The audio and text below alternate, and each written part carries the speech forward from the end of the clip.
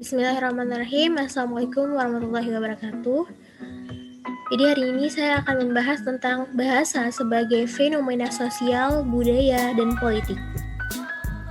Secara teknis, bahasa adalah seperangkat ujaran yang bermakna yang dihasilkan oleh alat ucap manusia. Secara praktis, bahasa merupakan alat komunikasi antara anggota masyarakat yang berupa sistem lambang bunyi yang bermakna dan dihasilkan oleh alat ucap manusia.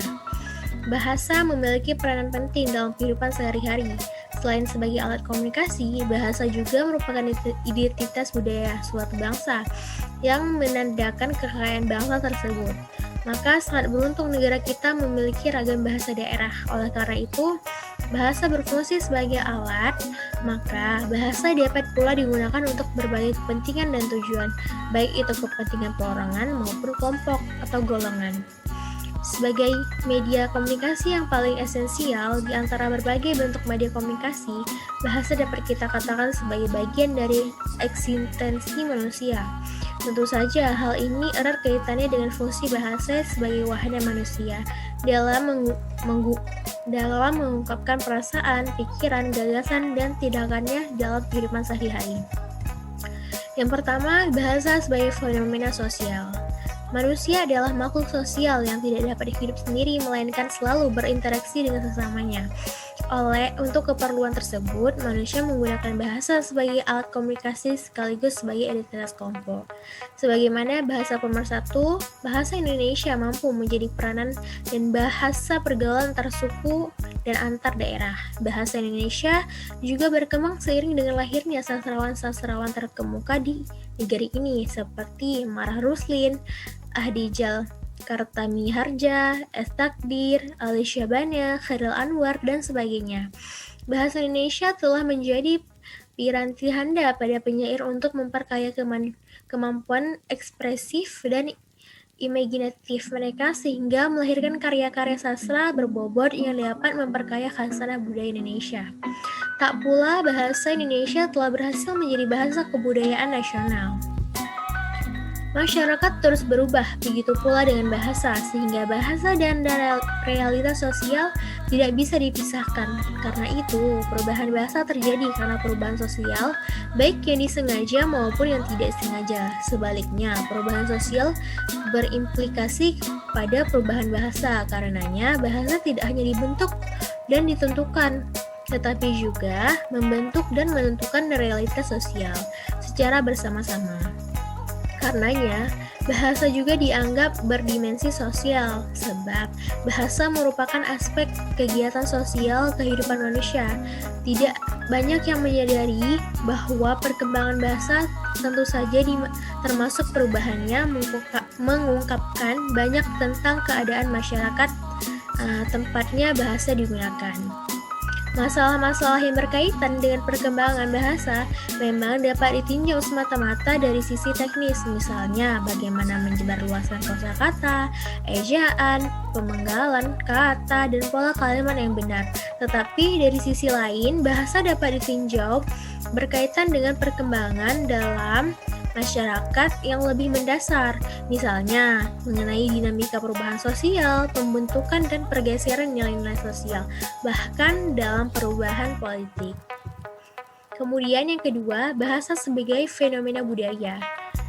Ada berbagai teori yang mengemukakan hubungan bahasa dan budaya. Salah satunya yang dikemukakan oleh Kartajarningrat, bahasa merupakan bagian dari kebudayaan. Jadi, hubungan budaya dan bahasa itu adalah hubungan yang subordinatif, yaitu bahasa berada dalam lingkup budaya, sedangkan ada juga pendapat lain yang mengemukakan bahwa bahasa dan budaya itu mempunyai hubungan yang koordinatif, yakni hubungan yang sederajat. Sedangkan menurut Masinawo, budaya dan bahasa merupakan dua sistem yang melekat erat pada manusia. Kalau kebudayaan itu adalah sistem yang mengatur interaksi, maka bahasa adalah sistem yang menjadi sarana berlangsungnya interaksi tersebut. Oleh karena itu, bahasa keberadaannya selalu dibayangi oleh budaya. Fenomena antara bahasa dan budaya adalah sebagaimana bahasa yang bukan saja sebagai properti Dalam analisis sistematis, Abdul Khair mengatakan bahwa bahasa itu bersifat unik dan mempunyai hubungan yang sama erat dengan budaya pemakainya. Maka, analisis suatu bahasa hanya berlaku untuk bahasa itu saja, tidak bisa digunakan untuk menganalisis bahasa lain. Umpamanya, kata ikan dalam bahasa Indonesia menunjukkan kepada jenis binatang yang hidup di laut dan bisa dimakan sebagai lauk. Dalam bahasa Inggris, padam dengan fish. Dalam bahasa Banjar disebut iwo. Tetapi kata iwa dalam bahasa Jawa bukan hanya berarti ikan atau fish, melainkan juga berarti daging yang digunakan sebagai lauk. Malah tahu dan tempe juga disebut iwa. Mengapa hal ini bisa terjadi? Semua itu karena bahasa adalah produk budaya sekaligus wadah penyampaian kebudayaan dari masyarakat yang bersangkutan. Contoh lainnya dalam budaya Inggris, pembedaan kata saudara, orang yang lahir dari rahim yang sama. Berdasarkan jenis kelamin disebut brother and sister. Padahal budaya Indonesia membedakan berdasarkan usia yang lebih tua disebut kakak dan yang lebih muda disebut adik. Yang ketiga tentang bahasa sebagai fenomena politik. Kaitan politik dan bahasa adalah kenyataan bahwa politik itu adalah kegiatan berbicara atau sering disebut berbahasa. Menurut seorang pakar politik itu tidak hanya berbicara dan sebaliknya, tidak semua pembicara adalah politik. Akan tetapi, hakikat pengalaman politik adalah kegiatan berkomunikasi antara orang-orang. Sudah tentu, politik mempunyai dimensi moral etikanya sendiri, karena politik pada dasarnya adalah kegiatan orang yang mengatur perbuatan mereka di dalam kondisi konflik kepentingan dan tujuan. Setiap setting politik senantiasa ditandai dengan perselisihan dan konflik. Demikian pula hal dengan bahasa. Bahasa mempunyai kekuatan dan dimensi manipulatoris, transformatif, dan terbuka di dalam penilaian moral etis. Bahasa dapat menjadi jahat dan buruk. Bahasa dapat menindas, membelenggu, dan menjajah kesadaran seseorang, terutama bila digunakan sebagai sarana manipulasi dan indoktrinasi.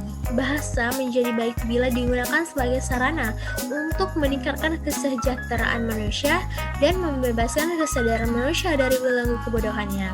Fenomena bahasa memiliki kecakupan sosial politik. Itu sebabnya tidak bisa dipungkiri bahwa fenomena bahasa mempunyai dampak yang langsung dan kuat terhadap realitas sejarah politik manusia. Para pendiri negara kita memasukkan masalah bahasa ke dalam agenda politik untuk menggalang persatuan dan kesatuan bangsa. Agenda itu akhirnya membuahkan hasil, yaitu dengan diangkatnya bahasa Indonesia yang waktu itu masih bernama bahasa Melayu menjadi bahasa pemersatu dan bahasa nasional. Bahasa adalah sarana untuk menyingkap realita personal dan komunal. Bahasa dapat memperdaya, mengusarkan, menggairahkan, dan juga melumpuhkan manusia. Manusia bisa tersesat, kalah, menang, dan selamat dengan atau di dalam bahasa. Dengan bahasa, orang dapat mendapatkan kesesuaian satu dengan yang lain, sehingga tercipta harmoni dan kedamaian. Namun, dengan bahasa pula, kedamaian dan harmoni dihancurkan lewat kesalahpahaman, makian, dan bahasa peperangan. Penggunaan bahasa tidak bisa dilepas dari tindak manusia. Jadi kesimpulannya hari ini, bahasa sangat berperan penting dalam kegiatan sosial, budaya, dan politik. Dalam kegiatan sosial, bahasa dapat digunakan untuk mengatur berbagai aktivitas sosial, merencanakan berbagai kegiatan dengan mengarahkannya ke dalam suatu tujuan yang diinginkan. Dalam kebudayaan, bahasa juga sangat erat kaitannya.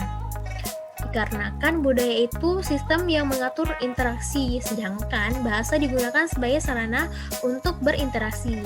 Dalam hal politik itu sendiri adalah kegiatan berbicara atau berbahasa.